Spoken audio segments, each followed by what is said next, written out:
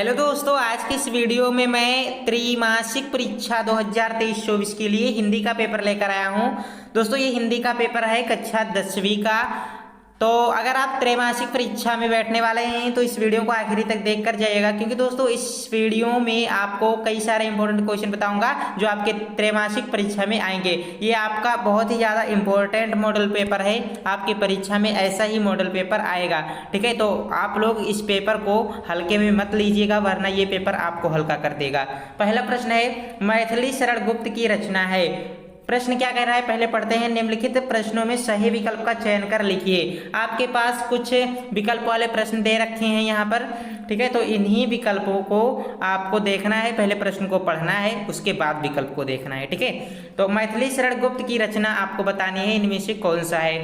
प्रिय प्रवास है। प्रिय प्रवास अयोध्या सिंह उपाध्याय हरिऔध जी का रचना है। ठीक है, अयोध्या सिंह उपाध्याय हरिऔध जी की कृति है प्रिय प्रवास। और कश्मीर कुसुमा कामायनी साकेत, ये चार ऑप्शन है आपके पास। तो मैथिली शरण गुप्त जी की रचना इसमें से है Saket. Option number D correct answer हो जाएगा। अगला प्रश्न है, छायावाद के प्रवर्तक माने जाते हैं। छायावाद के प्रवर्तक कौन माने जाते हैं। महावीर प्रसाद द्विवेदी जी माने जाते हैं, जयशंकर प्रसाद जी माने जाते हैं, अज्ञेय जी माने जाते हैं, या फिर जगदीश गुप्त जी। राइट आंसर इसका जाएगा ऑप्शन बी के साथ, जयशंकर प्रसाद जी छायावाद के प्रवर्तक माने जाते हैं। अगला प्रश्न है, उत्साह कविता में गीत किसका प्रतीक है। तो भावनाओं का है, दुख का है, या सुख का है, या फिर क्रांति का है। तो ये है क्रांति का, ऑप्शन सी राइट आंसर होगा। गोपियों के पास संदेश लेकर कौन आया। कृष्ण जी, उद्धव, या फिर बलराम, या फिर उपर्युक्त सभी। तो गोपियों के पास संदेश लेकर कौन आया था, तो उद्धव आए थे। ऑप्शन बी सही आंसर होगा।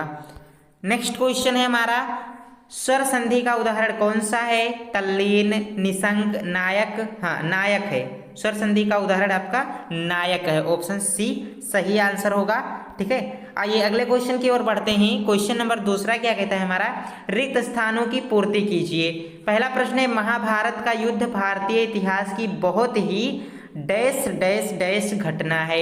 यहाँ पर कौन सा शब्द फिल किया जाएगा, आप लोगों को बताना है। तो अगर आपको नहीं पता तो चलिए मैं बता देता हूँ। तो दोस्तों यहाँ पे क्या भरा जाएगा, मैं आपको बता रहा हूँ। महाभारत का युद्ध भारतीय इतिहास की बहुत ही, यहाँ पे भरेंगे दारूण रचना नहीं घटना है। ठीक है, महाभारत का युद्ध भारतीय इतिहास की बहुत ही दारूण घटना है। यहाँ पे क्या भरेंगे, दारूण। ठीक, अगला है, कोई भी आधुनिक विचार डैश से नहीं पैदा होते, यानी कि आसमान से नहीं पैदा होते। यहाँ पर आसमान भर दिया जाएगा।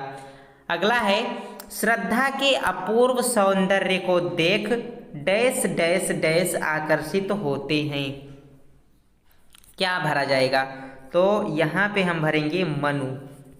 श्रद्धा के अपूर्व सौंदर्य को देख करके मनु आकर्षित होते हैं। मधुप की मधुर गुनगुन से आशय है। क्या है, मधुप की मधुर गुनगुन से क्या आशय है, आप लोगों को बताना है। यहाँ पे भरेंगे मधुर की मधुर गुनगुन से आशय भंवरों के गुणगान से है। क्या भरेंगे, भंवरों के गुणगान। क्या भरेंगे, भंवरों के गुणगान, या गुणगान कहना सही नहीं होगा, यहाँ पे क्या कहें, भंवरों के मधुर गान से। ठीक है, ये भर देते हैं यहाँ पे, भंवरों के मधुर गान से है, मधुप की मधुर गुनगुन। अगला है, रामचरितमानस युग युगांतर तक समाज को डैश प्रदान करता है। नवजीवन भरेंगे यहाँ पर, क्या नवजीवन आएगा। हरि नारायण व्यास ने बच्चे की आंखों की तुलना किससे की है। क्या भरना चाहिए यहाँ पर, तितली के पंखे। बिल्कुल सही, तितली के पंखों से की है। निम्न प्रश्नों के उत्तर एक वाक्य में लिखिए। अब आपके पास कुछ प्रश्न हैं, इनके उत्तर सिर्फ एक वाक्य या फिर शब्द में लिखने हैं, एक शब्द में। परंपरा किसको आधार प्रदान करती है। तो दोस्तों परंपरा आधुनिकता को आधार प्रदान करती है। ठीक है, किसको, आधुनिकता को। पांडवों की माता का क्या नाम था? पांडवों की माता का नाम कुंती था। तीसरा क्वेश्चन है, तेरे घर पहले होता सवेरा कविता में कौन सी भावना है? तेरे घर पहले होता सवेरा कविता में देश प्रेम की भावना है। आकाश में क्या उड़ रहा था? आकाश में गुलाल उड़ रहे थे। फागुन के दिन 4 इसका क्या आशय है? तो दोस्तों फागुन का दिन 4 इससे आशय है, क्या है आशय? कि फागुन के दिन 4 है, इसका आशय यह है कि अब बहुत कम दिन रह गए हैं। ठीक है, अब बहुत कम दिन रह गए हैं, यही उत्तर में लिख दीजिएगा। बालक राम किस वस्तु को मांगने का हट करता है?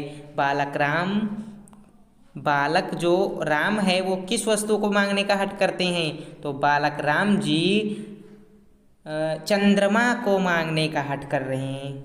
देखिए क्वेश्चन नंबर चौथा है, सही जोड़े मिलाइए। अब मिलान करने वाले प्रश्न आपके यहाँ से स्टार्ट हो रहे हैं।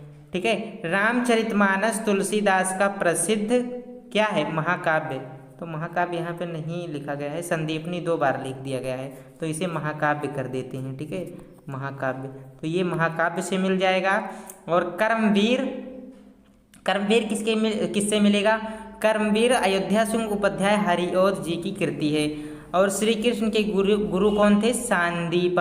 सांदीपनी श्री कृष्ण जी के गुरु थे। तो ऐसे ही आपको मिला देना है। रामचरितमानस महाकाव्य से मिलेगा, कर्मवीर अयोध्या सिंह उपाध्याय हरिऔध जी से मिलेगा, श्री कृष्ण के गुरु सांदीपनी से मिल जाएगा।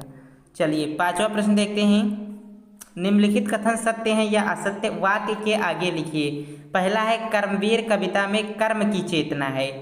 दूसरा है, हरिऔध का पूरा नाम है अयोध्या सिंह उपाध्याय। ये सत्य है कि असत्य है? बताइए, ये भी बताइए सत्य है कि असत्य है। तो पहले पढ़ लेते हैं सभी क्वेश्चंस की, उसके बाद में आंसर मैं आपको बता रहा हूँ। हो सकता है कि आप लोग जानते भी हों, तो जल्दी जल्दी अगर आप जानते हैं तो कमेंट करके बता दीजिए, तब तक मैं एक एक कथन पढ़ता हूँ। कर्मवीरों के कभी बुरे दिन नहीं आते, क्या ये सत्य है? किसी काम को बीच में छोड़ने का लाभ होता है। कर्मवीर हर समय फूले फले रहते हैं। तो दोस्तों कर्मवीर कविता में कर्म की चेतना है, ये है आपका सत्य। ठीक है, ये सत्य हो जाएगा। हरिऔध का पूरा नाम अयोध्या सिंह उपाध्याय हरिऔध है, ये भी आपका सत्य हो जाएगा। कर्मवीरों के दिन बुरे कभी नहीं आते, ये असत्य है। किसी काम को बीच में छोड़ने का लाभ होता है, ये भी असत्य है, कोई लाभ नहीं होता किसी काम को बीच में छोड़ने का।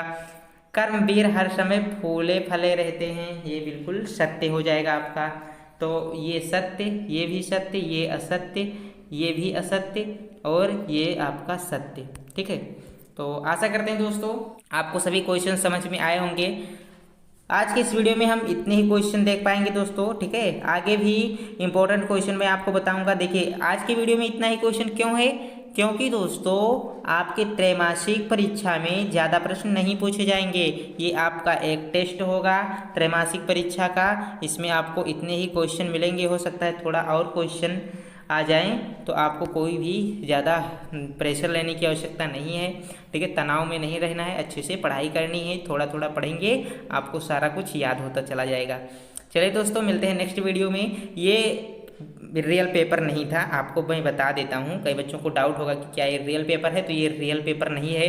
ये दोस्तों सिर्फ इम्पोर्टेंट क्वेश्चंस हैं आपके। ये पेपर मैंने खुद बनाया है। इन पेपर में मतलब इस पेपर में मैंने इम्पोर्टेंट क्वेश्चन को डाला है। ठीक है, मतलब आपको ये दिखाने के लिए कि कैसे आपकी परीक्षा में क्वेश्चन पूछे जाएंगे। इसी लेवल के क्वेश्चन आपके एग्जाम में आएंगे, बिल्कुल इसी पैटर्न का पेपर रहने वाला है आपका। चलिए मिलते हैं नेक्स्ट वीडियो में दोस्तों। वीडियो पसंद आए तो लाइक कर दें, अपने दोस्तों के पास भी भेज दीजिए। जय हिंद, वंदे मातरम।